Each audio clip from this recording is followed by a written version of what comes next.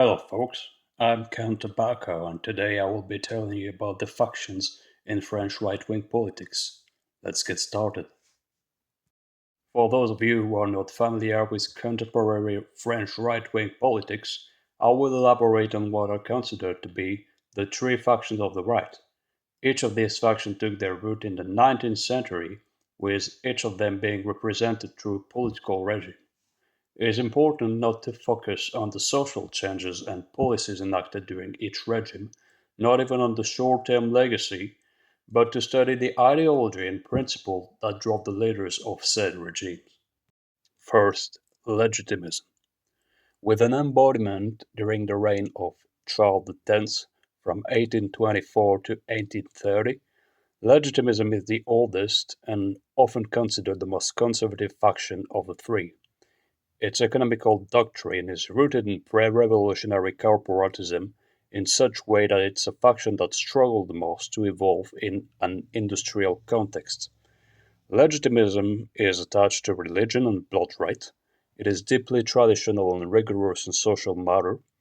In fact, the consensus among legitimists is that from a socially healthy society would emerge by itself an economically healthy country. Legitimism is not totalitarian, while not being liberal either, and it's attached to France as a national power over a European one.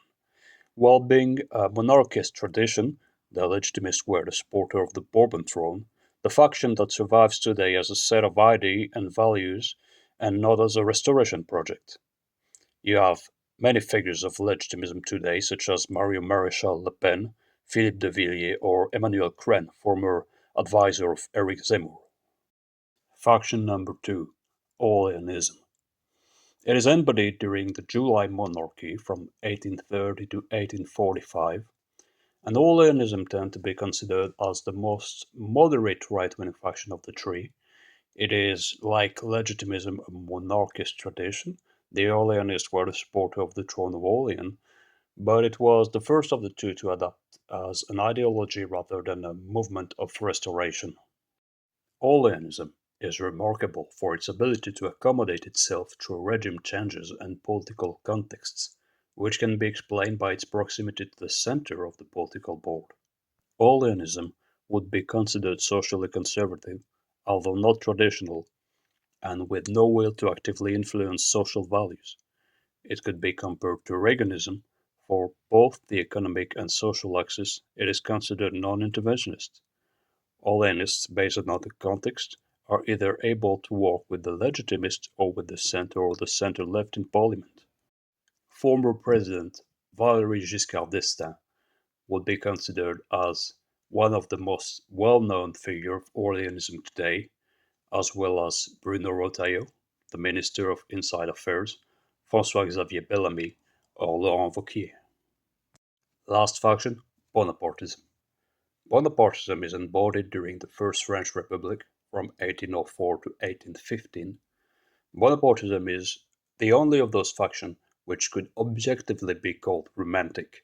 It's usually positioned on the far right of the two other factions for being way more militaristic and objectively authoritarian. While not being associated with the Church, Bonapartism recognized the need for Christian values in France.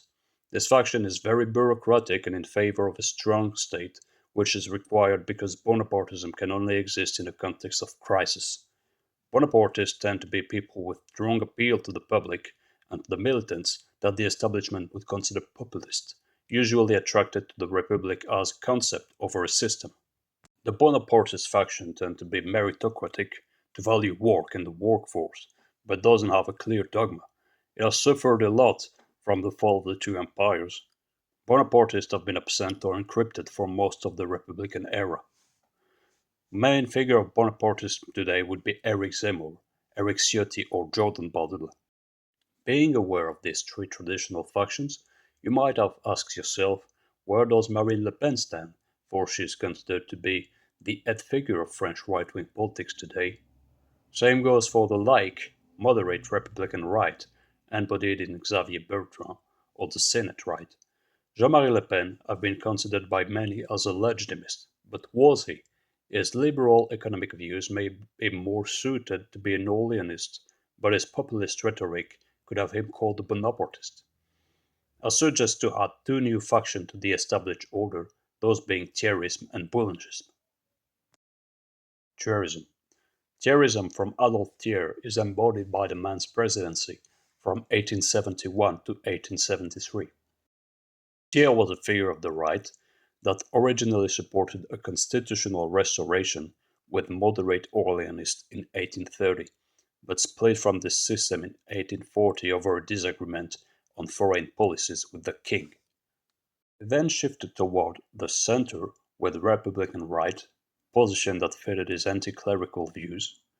Thierryism is not conservative in its core, it's a progressive faction of the right which is better described by its opposition with the radical of both the right and the left. It is very suitable to Freemasonry by the absence of a traditional core and belief in material sciences over theoretical ones. Thierryism evolves better in a parliament, for its ability, like the Orleanists, to ally with different moderate factions, such as in fact the Orleanists, when they are not allied to the Legitimists. On the internal matter, Thierryism will tend to pacifism and cooperation, which is why a lot of Thierryists are working in the European Parliament or international affairs. They paradoxically uphold the values of the French Revolution while being at complete odds with the Jacobinism and the other faction of the radical left. There are many figures of Thierryism today in the French government. Emmanuel Macron, I believe, is one. There are men like Xavier Bertrand, Michel Barnier, former Prime Minister, or Edouard Philippe, another former Prime Minister. Last faction, Boulangism. Boulangism is a movement revolving around the figure of General Boulanger, who unfortunately lost the 1889 general election. There is in fact no concrete embodiment of this faction. The closest you could get from it would probably be the Second French Empire from 1852 to 1870 and the transition regime that followed. In fact, parallel could be drawn between Napoleon III and General Boulanger.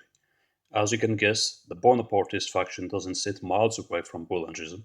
Some comparison can be made, especially in the militarist conception of the state. Although Boulangism was non-imperial, both Boulanger and Napoleon III were hostile toward Germany and holding harsh external policies.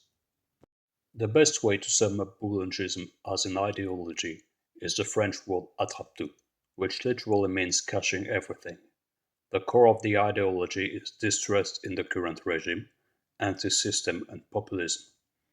Boulangism, while not being too harshly conservative, is always advocating for a democracy that's more direct and more participative. Boulangism would be described as authoritarian because of the militaristic conception of the state it holds, but the wide basis of its supporter makes it that it doesn't tend toward radicalism. It would be better described as the party of moderate dissatisfaction. There are many figures of Boulangism today in France, such as Marine Le Pen or Nicolas Dupont-Aignan. If you want to compare it with an ideology across the ocean, it doesn't sit so far from Trumpism. This video is over, thanks for watching, and I'd ask you to pardon the mediocre quality of the audio. As a matter of fact, I do not own a microphone. I'm recording with my shitty, broken phone. Good evening.